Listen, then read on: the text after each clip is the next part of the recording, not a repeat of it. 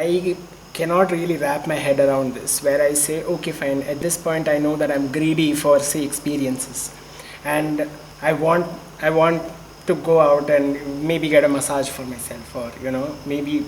So once I've understood that I am greedy for experiences and I'm seeking a new experience, that then means that I'm supporting that. So how exactly am I understanding this to a point where, like Jiddu says, when you understand fear, you're fearless then. So what is this understanding? You're not greedy for experience. You're greedy for what the experience would purportedly bring to you.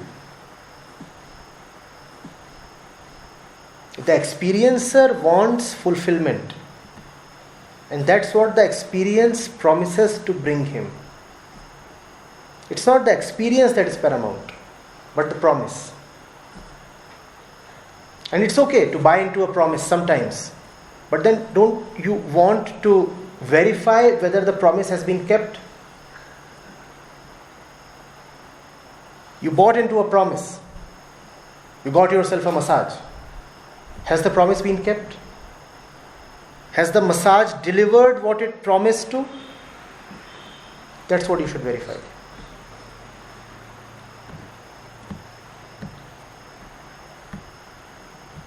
Can I apply this for each experience? Obviously. Or understand one experience? Obviously, because that's what is making you invest yourself in all these experiences.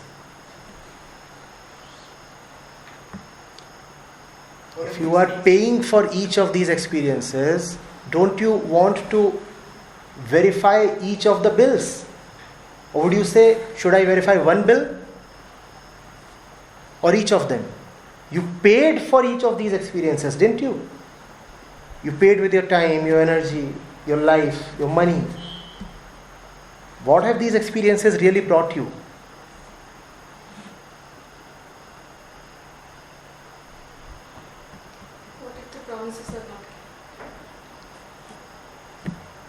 Don't buy again into them. Blacklist the massage parlor. Choose the next massage parlor. Maybe if you still are carrying hope. A point may come when you get disillusioned with massage parlors as such.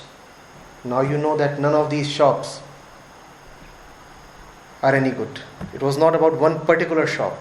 It was about the very breed of these shops. They don't keep their promises.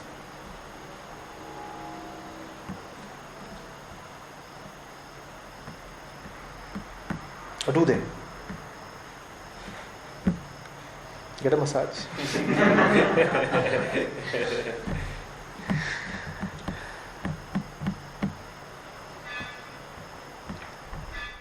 So how much do I push this experience investigation, and to what point should I push it, and I mean, so that the experiencer rests? Do you ask this when you count currency to pay in a shop? Don't you check and sometimes double check every time you make a payment? The thing was worth rupees 276.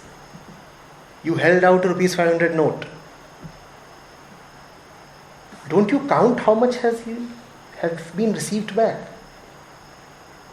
And don't you count it again when a similar thing happens? And again, and again, and every time it happens? It's your precious money. You're talking about life. How many times do you want to check? Every time, every moment. You have given away a part of yourself irretrievably. Is the lost minute ever going to return? You just expended a minute of your life in seeking a particular experience. Is that minute ever going to return? Now, before you expend the next minute, don't you want to check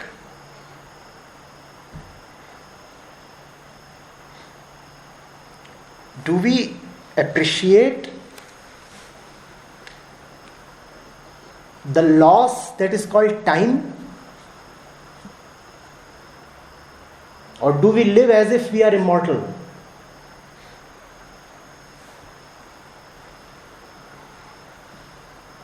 No?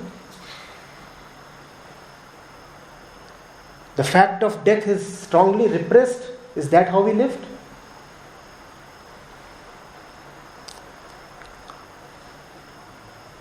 It was not without reason that saints always reminded you of death. If they don't remind you of death,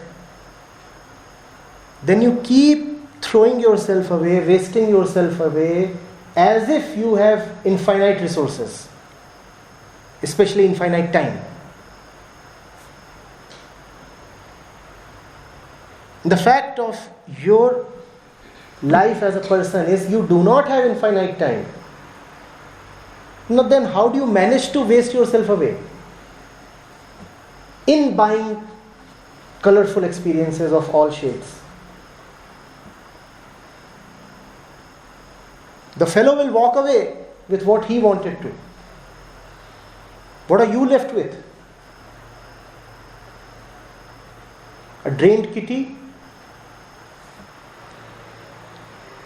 An even more impoverished mind?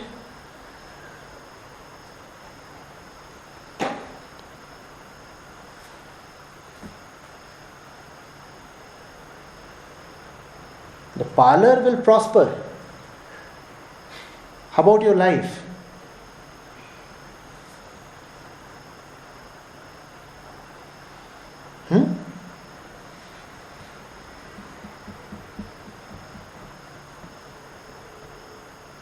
Every transaction has to be made with just one goal in sight. You know that goal, right? We need not name it again and again. It is the name of the one who has no name. That is the goal. So before you enter into any transaction, big or small, ask yourself, is this going to take me to the goal, or at least closer to the goal? And if not, what am I doing in the shop?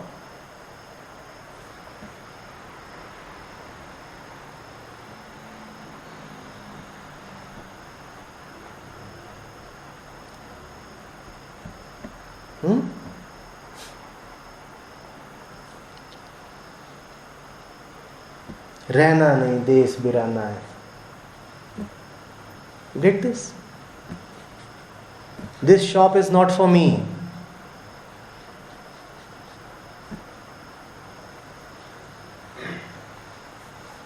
ये संसार cotton की झाड़ी उलझ उलझ मर जाना है.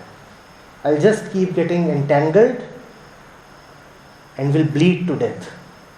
Such is the nature of this marketplace.